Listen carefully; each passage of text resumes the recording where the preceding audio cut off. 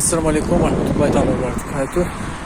كنتواجدوا في الفضاء اللي طبيعة الحال واحد الفضاء الجديد اللي الله تحل، اللي كيتواجد أمام كلية العلوم مدينة أكادير. وحنا كتشوفوا مشاهدينا الكرام، كنتفاجئوا بأن هذه البلاصة عمرها كلاب، وحنا كنطرحوا واحد التساؤل: واش حنا في مدينة ديال أكادير ولا في شي بادية؟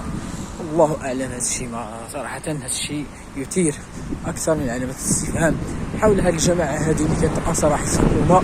واش هاد الناس متقيمين بالدور ديالهم ولا ما قايمينش بالدور ديالهم؟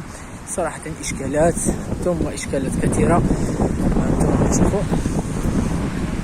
ازيد من 18 كيف تقريبا هما كيتساراو بدون رقيب، عادي جدا، لان شيء لم يقع. غريب صراحة. أنتم مشاهدينا الكرام، غريب جدا. أنتم والله إلا غريب، زعما غريب.